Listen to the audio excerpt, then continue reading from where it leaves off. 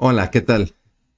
Gracias por acompañarnos en otra sesión más de la Escuela de Desarrollo Cristiano de la Iglesia Bíblica Torrefuerte, en este curso que es el Evangelio de Lucas en su segunda parte. Damos muchas gracias a Dios por contar con la bendición de su palabra, por contar con la bendición de poder estudiar estos evangelios, en este caso el Evangelio de Lucas, que es el tercer evangelio de los cuatro que nos presenta el Nuevo Testamento, a saber, el Evangelio de Mateo, de Marcos, Lucas y Juan. Y este tercer Evangelio sinóptico, aquel que está emparentado con los tres primeros, porque mantiene una estructura similar en cuanto a temáticas y que lo hemos venido diciendo es muy enriquecedor, sobre todo por la enseñanza. Es un Evangelio cargado de mucha parábola, de mucha enseñanza, ¿no? Que no solamente sirvió en su tiempo para ser testigo a los gentiles de que Jesús es el Hijo de Dios, del Dios único, sino que también nos sirve a nosotros para saber más, para conocer más cómo debemos conducirnos en nuestra vida cristiana. Y qué mejor manera que a través de algo que a Lucas le sobra, que son las parábolas, que todas ellas son maravillosas. Estamos ya en nuestra novena sesión de este curso de Lucas en su segunda parte. Estamos en la sesión número 9, 9 de 12 sesiones. Entonces, como usted se puede dar cuenta, pues prácticamente ya en nuestro avión se está emparejando porque está ya por aterrizar en la pista de lo que será pues ya la recta final de este curso. Entonces le pido que me acompañe en oración. Vamos a hacer una breve oración y daremos inicio con nuestra novena sesión del Evangelio de Lucas en su segunda parte. Vamos a orar.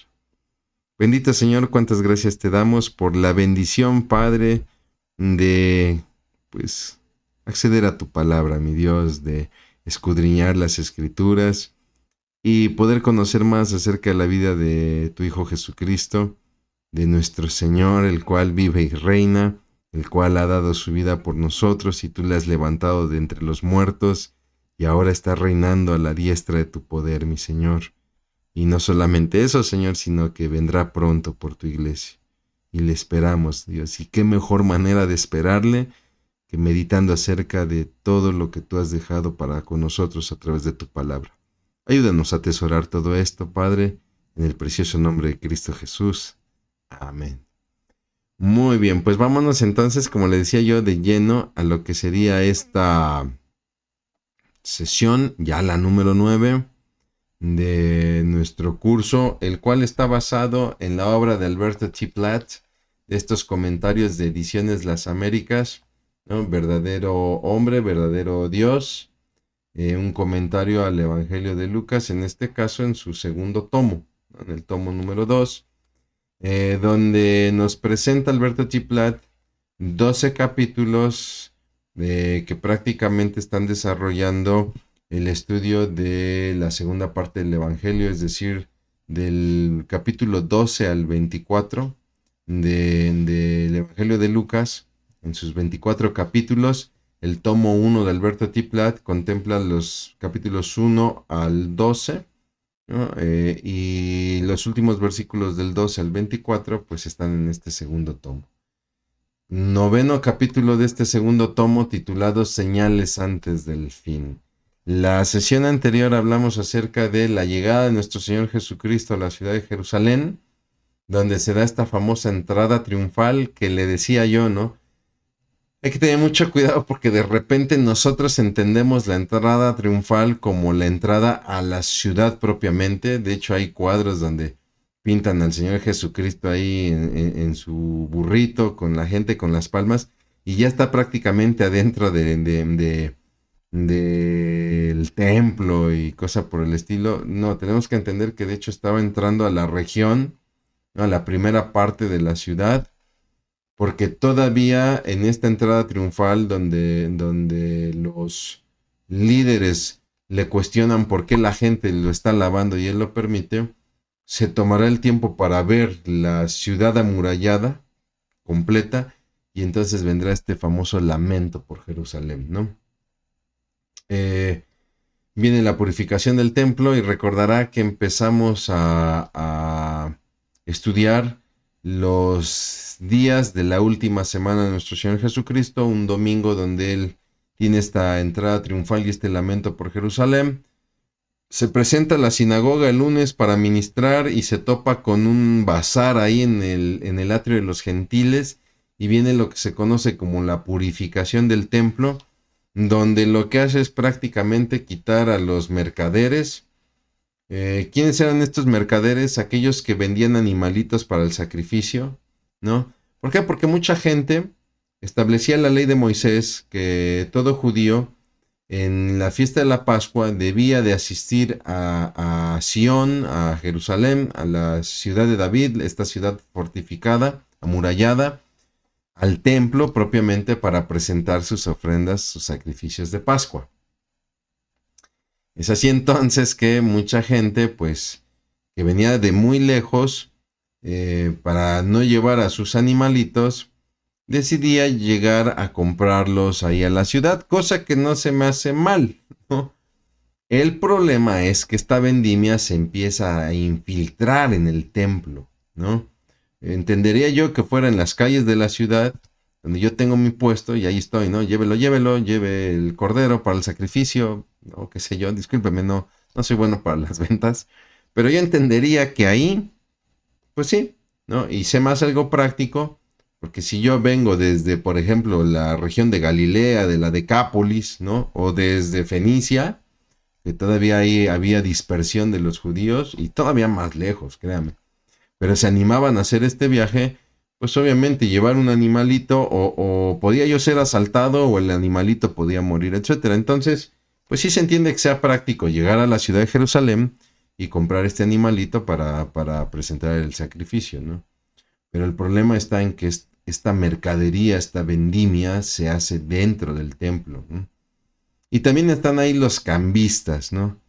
Porque hay que recordar que el templo manejaba su propia moneda, lo que se conoce como el ciclo del santuario, ¿no?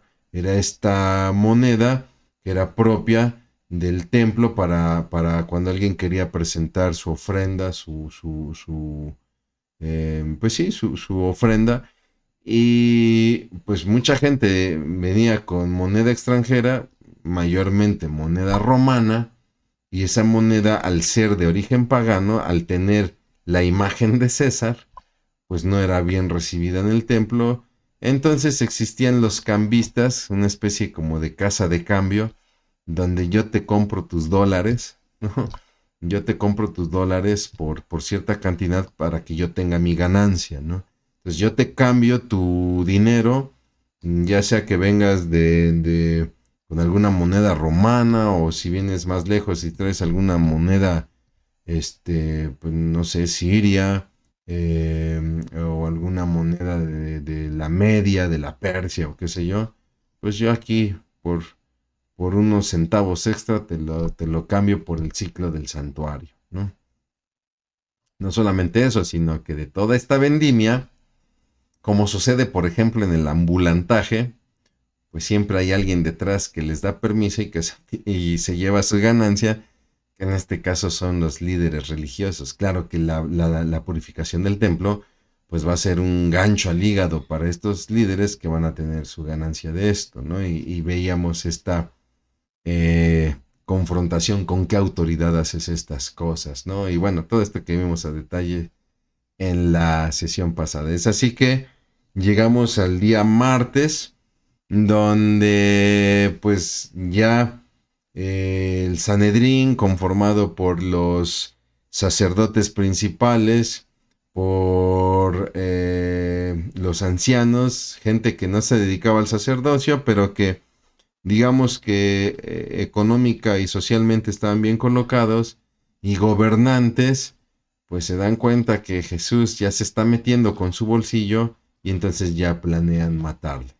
No es sano hacerlo en ese momento porque la gente tiene toda la atención puesta en él y deciden esperar a un evento como la Pascua que vendrá el fin de semana, donde ya la gente estará más distraída en sus ofrendas de Pascua, en su cena del Cordero Pascual, etcétera, y ahí será cuando busquen la manera de matar al Señor Jesucristo, ¿no?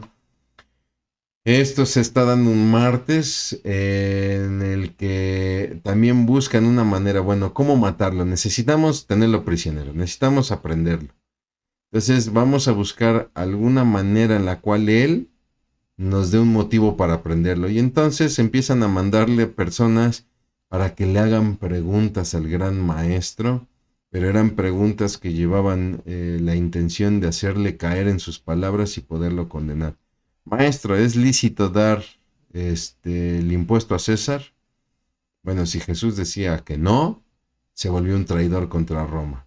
Si Jesús decía que sí, se volvió un traidor contra el templo, ¿no? Contra el Sanedrín, contra el sistema religioso judío, ¿no?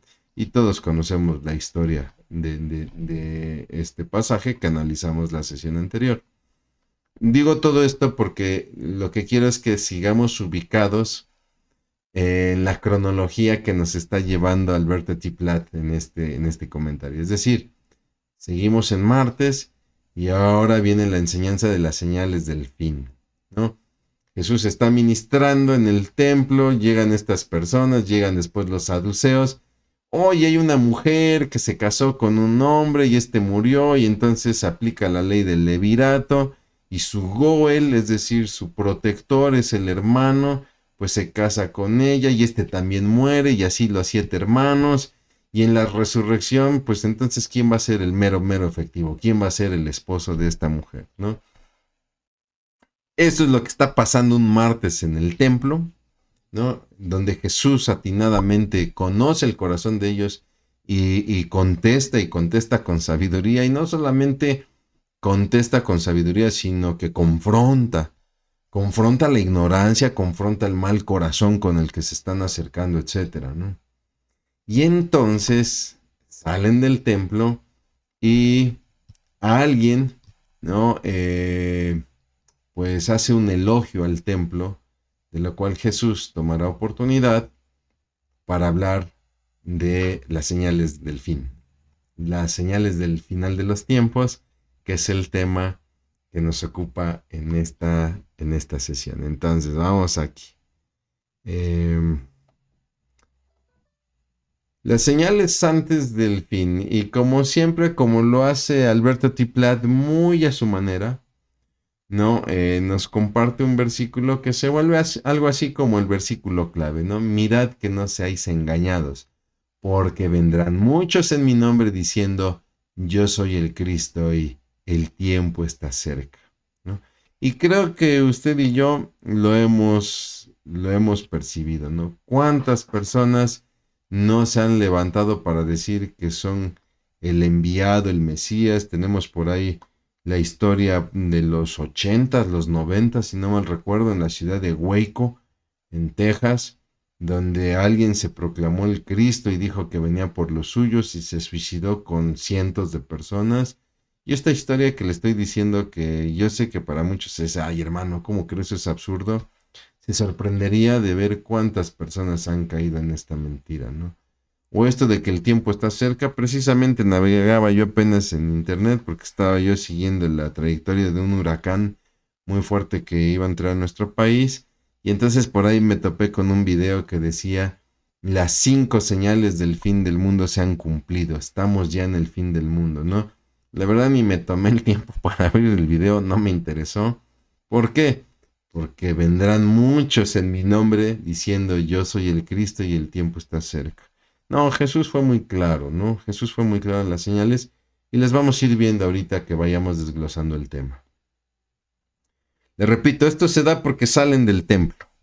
Y entonces alguien le dice, Señor, mira qué maravilloso templo, ¿no? Entendamos un poquito el significado del templo para los judíos, ¿no? El templo fue un lugar que sirvió por más de 1000 años como centro religioso para los judíos. Era un lugar que David anhelaba en su corazón construir, pero que Dios le dice que será su hijo Salomón quien construye ese templo. Y así sucedió.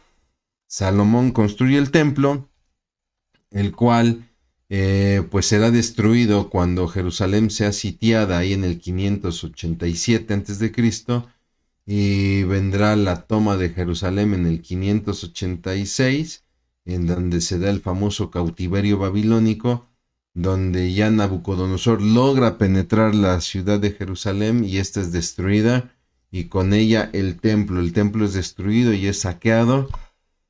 Y bueno, pues 70 años después vendrá la reconstrucción del templo por parte de Esdras bajo el edicto de Ciro el Grande, ¿no? Es decir, Babilonia ha caído en manos de los persas.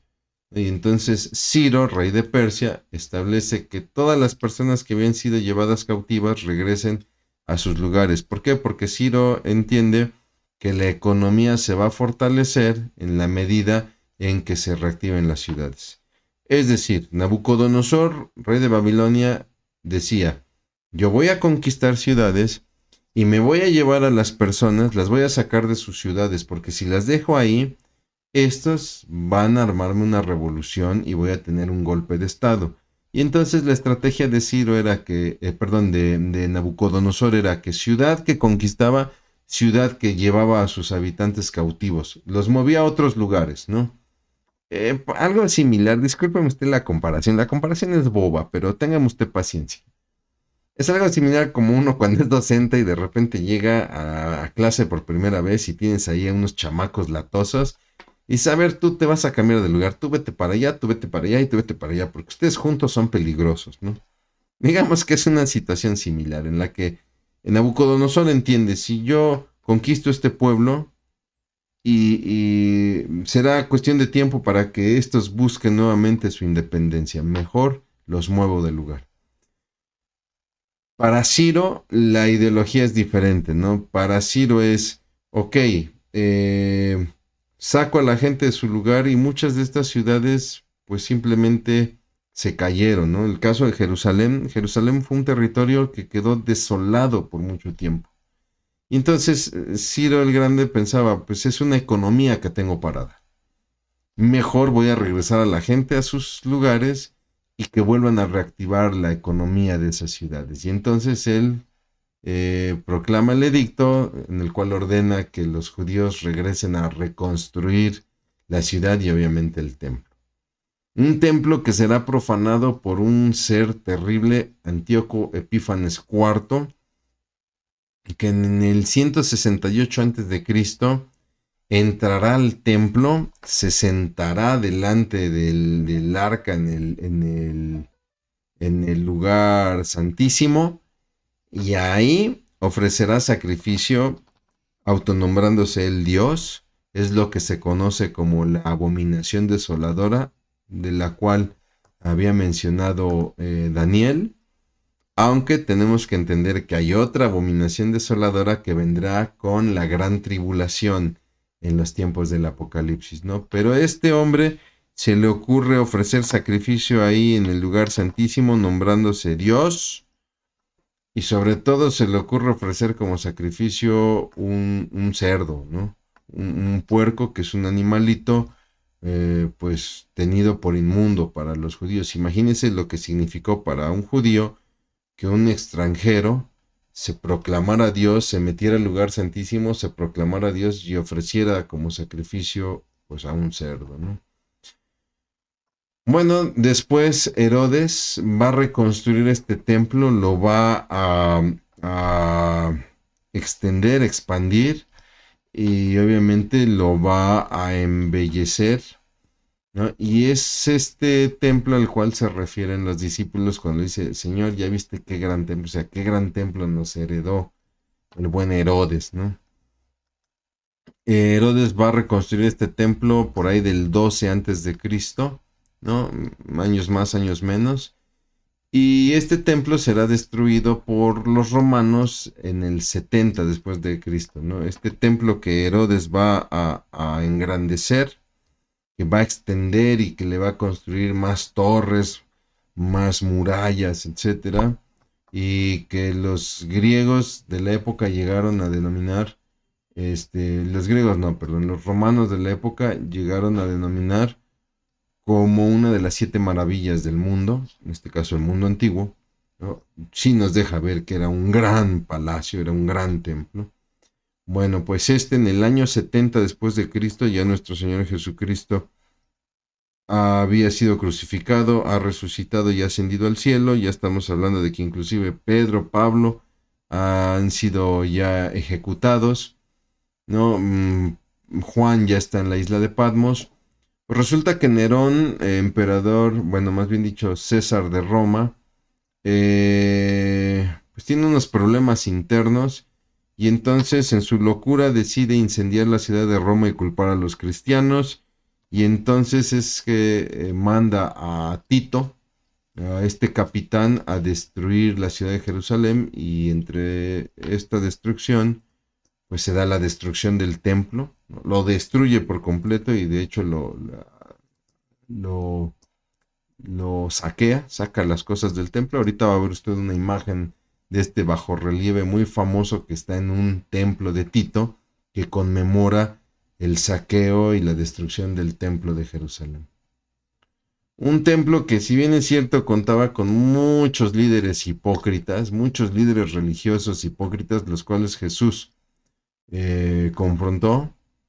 También no debemos de perder de vista que sí fue un centro muy importante porque ahí ministraron grandes hombres de Dios, ¿no? Le puse aquí como ejemplo a 3 del tiempo de Jesús.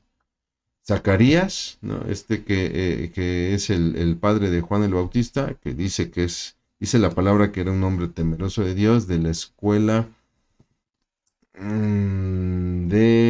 me fue el nombre, disculpe, ya me falla la memoria. Es de la escuela de... discúlpeme, se me fue el nombre y no se lo quiero inventar, ¿no? De las grandes escuelas que había de líderes religiosos. Está Zacarías, también está Simeón cuando nace el Señor Jesucristo, que lo llevan a presentar al templo, y ahí está Simeón, un gran hombre temeroso de Dios, piadoso, y el mismo Señor Jesucristo llegó a ministrar ahí en el templo, ¿se acuerda? Desde muy pequeño, desde los 12 años de edad, cuando se le pierde a los papás y regresan a la ciudad a buscarlo, y Jesús está ministrando en el templo. En verdad el templo representa un lugar importante en la historia y en el corazón del pueblo judío, ¿no? Y entendemos por qué la gente le tenía mucha estima y le tenía mucha admiración. Es entonces que se da la situación en la que alguien halaga el templo. Mira, Señor, qué templo, ¿no? Y Jesús lo va a usar como un motivo, como un pretexto para empezar a ministrar acerca de los últimos tiempos. Y entonces pues se llevan las palabras que menos esperaban, ¿no? Mira, Señor, qué templo tan hermoso. Y de repente Jesús dice, de cierto les digo que vendrán días en que no quedará piedra sobre piedra que no sea destruida. ¿Qué? ¿Cómo?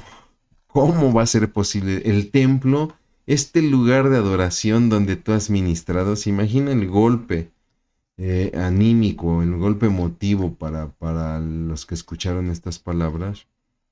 Pero Jesús empieza a profetizar la destrucción total de este templo como parte del juicio que Dios traerá a su pueblo por esta ceguera espiritual de no querer reconocer a Jesús como el Cristo y de no querer caminar en Dios. Los judíos, es cierto, al principio mostraron interés por Jesús, pues por los milagros que hacía, por cómo ministraba con autoridad, etc.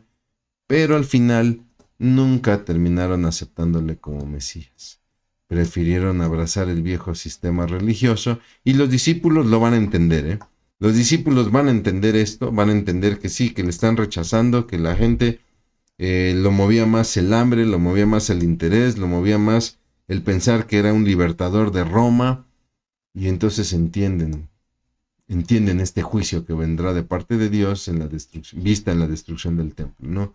Aceptan la profecía, nunca la cuestionan, pero entonces hacen un par de preguntas. Señor, ¿cuándo ocurrirán estas cosas y qué señales habrá?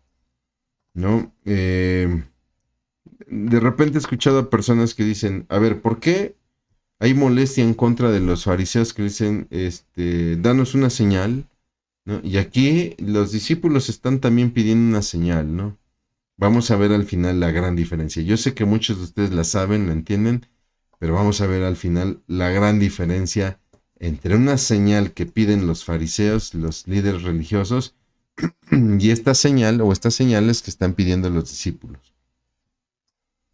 Ellos entienden que viene un juicio aparte de Dios a través de la destrucción del templo, pero sí quieren saber cuándo ocurrirán estas cosas y qué señales habrá, es decir, cómo ocurrirán estas cosas. Antes de contestar, Jesús empieza a dar como un prefacio profético, ¿no? Es decir, sigue profetizando y entonces habla acerca de situaciones que son muy similares a... pareciera que Jesús está recordando a los profetas que hablaron de la primera venida del Mesías, pareciera que nos está recordando a un Isaías, a un Jeremías, a un Miqueas, a un Zacarías, pero ahora se está refiriendo a eventos futuros, ¿no? En especial a la segunda venida. Entonces, usted y yo podemos ver que hay predicciones de sucesos que se repiten, que son similares antes de la primera venida de nuestro Señor Jesucristo y lo que será antes de su segunda venida. Y empieza a hablar acerca de los falsos cristos, los impostores, aquellos que se presentarán como el Cristo, ¿no? Con el pasaje que leíamos hace un momento, mirad que nadie os engañe, porque vendrán muchos diciendo yo soy el Cristo. Empieza a hablar de las guerras y de los rumores de guerras, ¿no? Y no quiere decir que estas cosas no existiesen en la época, ¿no? Sino que Jesús nos deja ver muy claramente que estas situaciones van a aumentar significativamente, ¿no? Que como bien han dicho muchos, bueno, guerra siempre ha habido, sí, es cierto, pero será un tiempo en el que los enfrentamientos serán muy marcados, ¿no? Se llegó a pensar que con la Primera Guerra Mundial y la Segunda Guerra Mundial, pues ya se está hablando de este aumento de conflictos entre las naciones, ¿no? Parece ser que no hemos visto nada aún, sin ánimo de ser amarillista, ¿no?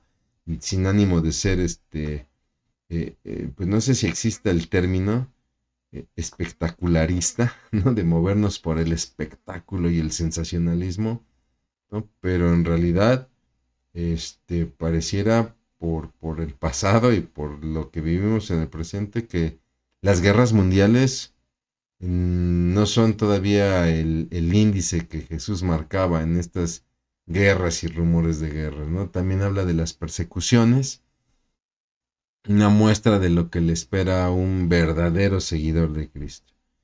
Esto lo verán muy fuerte los discípulos, sobre todo con la persecución romana, ¿no? Bueno, ya los discípulos lo veían con la persecución judía, apresarán a su maestro y le van a crucificar, ¿no? Y serán perseguidos, muchos de ellos por los propios judíos, pero después vendrá la terrible persecución romana, ¿no? Y la martirización de los santos. Y obviamente pues la promesa, ¿no? De que en medio de todo esto pues Dios va a proteger y la exhortación a la paciencia de los santos. Jesús está hablando, ojo porque de repente aquí muchos toman esto como las señales también de la tribulación, etcétera. Jesús está hablando de señales antes de la destrucción del templo, pero también de las señales antes de la tribulación. Por eso le digo que vemos profecías similares antes de la primera venida de Cristo y la segunda venida de Cristo. Y ahora Jesús está hablando acerca de estas señales, ¿no? Antes de la destrucción, que ahora usted y yo sabemos es del año 70. Y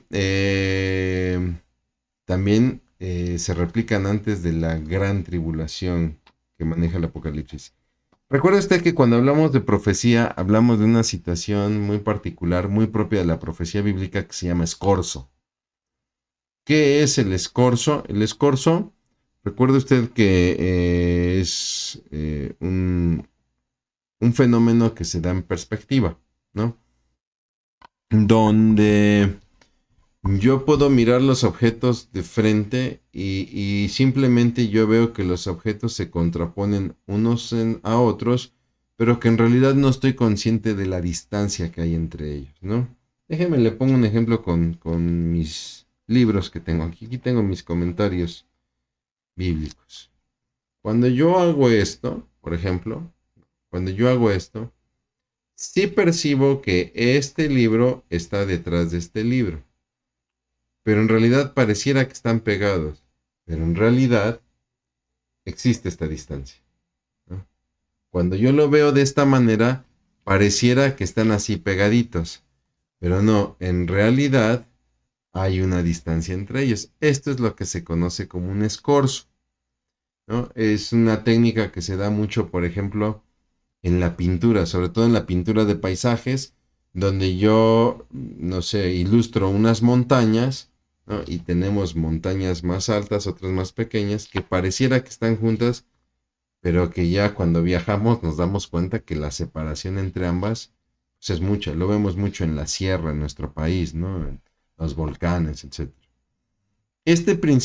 Con este principio se trata de explicar la profecía, donde hay dos o más eventos donde el profeta no solamente está profetizando de un evento, sino que en realidad está profetizando de dos eventos.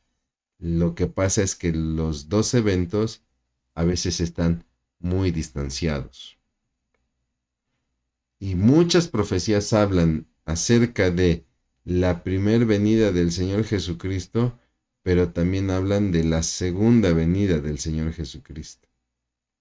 Muchas profecías hablan acerca de el martirio y la persecución de los santos del primer siglo, pero también hablan del martirio y la persecución de los santos en los tiempos de la tribulación apocalíptica, ¿no? De la tribulación del anticristo en el Apocalipsis, donde la profecía habla paralelamente a los dos, aunque la distancia de tiempo es muy grande, ¿no? Eso es el fenómeno del escorzo y eso es lo que estamos viendo en estas señales, en estas profecías. Bien, siguiendo adelante. Eh, Viene la respuesta ahora sí propiamente de las preguntas, ¿no? La primera pregunta, ¿cuándo sucederán estas cosas? Bueno, Jesús empieza a hablar acerca de Jerusalén. Dice que cuando la ciudad sea rodeada de ejércitos es porque su destrucción ha llegado. Es lo que va a ocurrir con Tito y los romanos en el 70, ¿no? De hecho, aquí Jesús, cuando habla de la ciudad sitiada por un ejército y que significa que su destrucción ha llegado, nunca habla de la intervención de un Salvador, de un Mesías, etcétera, ¿no? Eh, Se está refiriendo a esta destrucción del templo, de la ciudad por parte de Tito en el 70. Jerusalén sería hollada por los gentiles, es decir, sería pisoteada, ¿no? Hollar es pisar, en el sentido de aplastar algo, ¿no? Entonces, Jerusalén será aplastada por los gentiles, dice hasta que el tiempo de los gentiles se cumpla. Y sí, lo que va a pasar con la toma de la ciudad por parte del Imperio Romano en manos de Tito, es que Tito va a saquear la ciudad. De hecho, aquí está el bajorrelieve que le comentaba yo. Este bajorrelieve que ve usted aquí abajo se encuentra en uno de los muros del Palacio de Tito que conmemora la victoria de Tito en la ciudad de Jerusalén y cómo saqueó los tesoros, ¿no? Y entonces, muy a la manera de los babilonios, se llevan cautivo a los judíos y ya no van a permitir que la ciudad sea habitada por judíos. Posteriormente, Constantino, cuando trae la unión de las religiones romanas, la religión de Roma, la adoración a Júpiter, a Isis, y hace este sincretismo religioso con el cristianismo y crea la famosa Iglesia Católica Apostólica Romana, donde, bueno, ahora no vamos a adorar a Júpiter, ahora se va a llamar Dios, y ya su hijo no va a ser Hércules, ahora va a ser Jesús. Señor emperador, tenemos un problema. El Dios de los cristianos, no tiene diosa, no tiene esposa, y nosotros tenemos la esposa de Júpiter, que es Isis, la diosa del cielo, ¿no? ¿qué hacemos? Híjole, pues vamos a revisar las escrituras. Ah, pues aparece una María, madre de Jesús, ahí está, ¿no? Y por eso viene el famoso culto mariano, ¿no? De ahí que si usted ve la iconoclastía católica, por esa razón es que a Dios, por ejemplo, en la copa, se le representa como un sol, porque es el dios sol, Zeus para los griegos, que heredarán los romanos como Júpiter, ¿no? Y la diosa del cielo, Isis, representada con la luna. Por eso es que usted va a observar que muchas vírgenes están paradas sobre una luna en cuarto creciente. Cuando se da este sincretismo, entonces Constantino utiliza la ciudad de Jerusalén como un centro de culto para esta nueva religión que él ha querido formar. Y en el siglo 7 después de Cristo, estamos en la Edad Media, Jerusalén es tomada por los musulmanes, quienes al tomar posesión de la ciudad van a construir una mezquita donde había estado el templo de Herodes, una mezquita que existe actualmente, ¿no? Y entonces vemos cómo la ciudad ha sido hollada por los gentiles, ¿no? Pero en realidad los tiempos de los gentiles ya habían comenzado, es decir, Jerusalén ya era una ciudad sometida por los babilonios, posteriormente por los persas, posteriormente por los griegos con este Antíoco Epífanes IV, que conmemora la famosa guerra de los macabeos, por Roma en los tiempos de Jesús, ¿no? Y bueno, pues esto va a continuar porque el tiempo de los gentiles terminará cuando regrese Cristo. En la segunda venida de nuestro Señor Jesucristo, los gentiles serán derrotados, serán sacados de la ciudad y Cristo establecerá su glorioso reino en la ciudad que le pertenece, ¿no? Bien, seguimos adelante entonces. Viene la respuesta ahora al cómo, ¿no? ¿Qué señales habrá? Y entonces Jesús empieza a hablar de su regreso, ¿no? No se dedica a explicar tanto el cómo se destruirá el templo, sino que se va a un evento mayor, el regreso del rey, ¿no? El regreso del rey que fue rechazado y que vendrá a reinar con gloria. Y será después de una gran tribulación, como nunca antes hubo, ¿no? Y Jesús empieza a hablar acerca de cambios radicales en la creación, cambios en la tierra, en el mar, ¿no? Que serán cambios que van a turbar a la gente, ¿no? De repente el sol ya no será más, la luna se pintará, se teñirá en sangre, etcétera. Esto tiene más que ver con detalles que da el Apocalipsis, el cambio en las estrellas, etcétera, ¿no? De aquí hemos escuchado muchas interpretaciones, muchas versiones, muchas muy interesantes, pero que en realidad no podemos dar como un hecho porque no lo sabemos, ¿no? Hay quienes hablan de que el sol se apagará porque es una estrella que cumplirá con cierto ciclo de vida. Hay quienes hablan que estas estrellas que se caen, pues en realidad son meteoritos que sí comenzarán a golpear la Tierra, etcétera. No lo sabemos, ¿no? Lo que sí sabemos es que pues vendrá entonces esta gran tribulación donde se dará nuevamente esta gran abominación, donde una persona se sentará en el trono de Dios y se nombrará Dios y ofrecerá sacrificios abominables. Eh, pues muchos llegan a pensar que inclusive podríamos ya hablar de sacrificios humanos, algo más abominable, más allá de un puerco, de un cochinito. Posiblemente estemos hablando, no lo sé. Le repito, entramos al terreno de la especulación que a veces no siempre es sano, ¿no? Pero vámonos a las realidades, porque después de esta gran tribulación dice que entonces verán al Hijo del Hombre que vendrá en una nube con gran poder y con gran gloria. Y entonces Jesús remata la enseñanza con la parábola él emplea la ilustración de una higuera, ¿no? Dice, de la higuera aprended, ¿no? Que cuando su hoja brota, quiere decir que el verano está cerca, ¿no? Entonces, las señales serán claras para todo aquel que entiende las señales. todo aquel que entiende la palabra de Dios, que tiene una relación con Cristo, pues para él las señales serán claras, ¿no? Y la realidad de la tribulación, pues también nos enseña la realidad del reino triunfante de Cristo. Es pues estremecedor, ¿no? Nos llega a turbar la idea de esta gran tribulación, de esta abominación, de esta maldad desenfrenada, pero no olvidemos que en el fondo hay una buena noticia porque nos habla de la realidad del retorno de nuestro Señor Jesucristo. Y es así entonces que le decía yo, de repente se dice, oye, ¿y por qué si los fariseos demandan señal, pues se vio mal, se les fue tomado muy mal, y los discípulos piden señal y con ellos pues no se ve mal, ¿no? Por el corazón es muy diferente. Recuerde usted las palabras de los líderes. A ver, si en verdad eres el Hijo de Dios, o sea, todavía lo dudo, si en verdad eres el Hijo de Dios, danos una señal. Para los discípulos era muy claro que Jesús era el Hijo de Dios. Pedro mismo lo afirma, tú eres el Cristo, el Hijo del Dios viviente.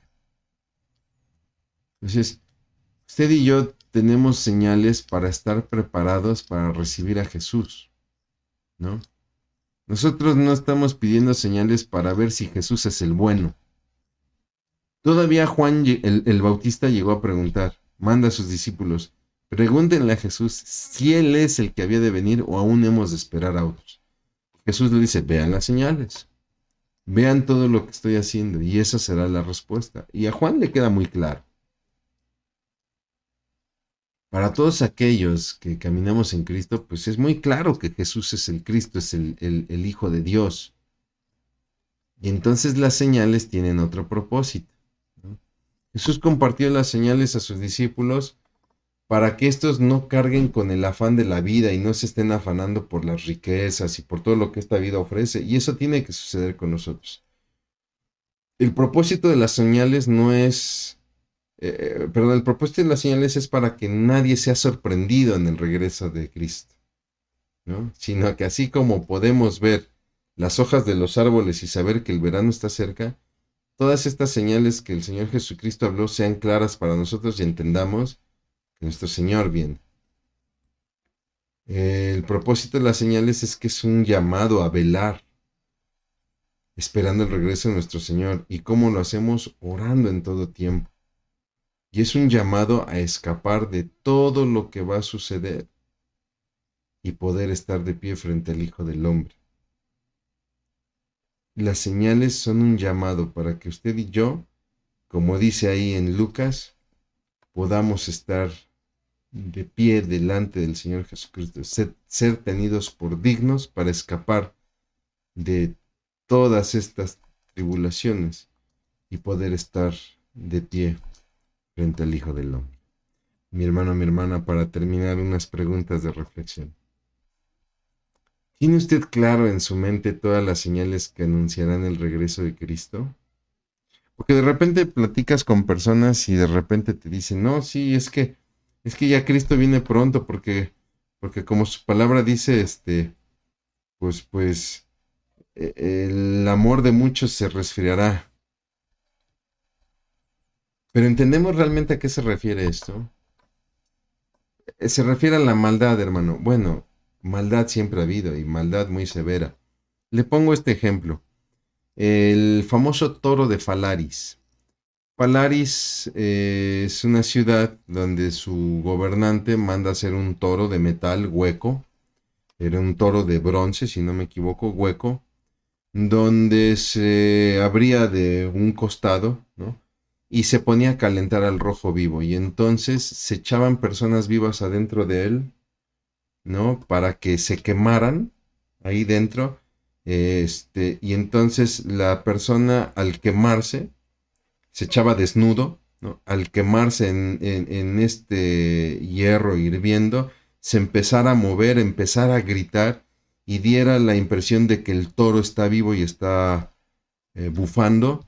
y el humo de la persona que se está quemando ahí adentro salía por la nariz del, del toro. Usted me va a decir, o usted podría pensar, vaya, era un culto muy cruel de adoración a un dios. Le sorprendería saber que el toro de Falaris no tenía tanto una intención de culto pagano. Era la diversión de un rey. Simplemente era un rey que se aburría y pues prendan el toro de Falaris y echen a alguien. La maldad, mi hermano, mi hermana, siempre ha existido. ¿Se imagina cómo será cuando esta maldad se resfríe, cuando el amor se resfríe, la caridad se enferme? Es cierto, como le decía yo, siempre ha habido guerras, pero ¿a qué se refiere nuestro Señor Jesucristo con estos rumores de guerras, guerras y rumores de guerras, y una nación se levantará contra la otra, etcétera? Es importante que usted y yo tengamos en claro las señales y que no andemos con el dicen. Es que dice el pastor que las señales son, ¿no? Es que dice el maestro de escuela dominical, sino que usted también estudie y esté consciente para que usted pueda reconocer las hojas de la higuera y saber que el verano está cerca. Que despierte en su corazón la verdad de una gran tribulación futura. ¿Qué siente usted cuando lee estos pasajes y lee acerca del anticristo y la gran tribulación? Porque muchos cometen el error de caminar con miedo. Pero recuerde, Apocalipsis no fue un libro escrito para que usted y yo vivamos con temor. Hoy se usa el término Apocalipsis como sinónimo de terror. Es que fue un clima apocalíptico, ¿no? Como para hablar de algo terrible. Apocalipsis significa revelación y es la revelación de la esperanza de un reino venidero. Juan escribe Apocalipsis con el único propósito de fortalecer la esperanza de todos aquellos que estaban sufriendo una especial persecución. Cuando usted y yo leemos o estudiamos acerca de la gran tribulación, tenemos que estar conscientes que detrás de esa gran tribulación, lo que viene después es el reino verdadero de Cristo Jesús. ¿Está usted preparado para el regreso de Jesús y poder estar de pie frente a Él? Vaya pregunta. Es una pregunta complicada, pero que tarde o temprano nos tenemos que hacer. Hay quien la formula de esta manera. Mi hermano, mi hermana, si en unos minutos Cristo viniese, ¿está usted preparado? En realidad, el día y la hora nadie lo sabe sino nuestro Padre que está en los cielos. Pero ¿estamos preparados para el regreso de nuestro gran Rey? Mi hermano, mi hermana, como siempre, yo le agradezco muchísimo que me haya acompañado en la 9ª sesión del Evangelio de Lucas. Como siempre, le pido que siga usted leyendo el Evangelio, que se siga apoyando en los otros Evangelios. Y haré una breve oración para dar por concluida esta sesión. Nos vemos, si Dios quiere, para lo que será nuestra próxima sesión, la 10ª ya de nuestro curso del Evangelio de Lucas. Vamos a orar. Bendito Dios, cuántas gracias te damos por la bendición, Padre, de escudriñar tu palabra, mi Señor. Padre, por estudiar todas estas señales del fin de los tiempos, de que si bien para muchos causa temor, causa turbación, espanto, para nosotros, Señor, es esperanza, Dios. Es ánimo, Señor, porque el final de los tiempos no es el final de la vida, Padre. Es el inicio de tu gran reino, Padre. Es el inicio de la vida eterna, mi Dios.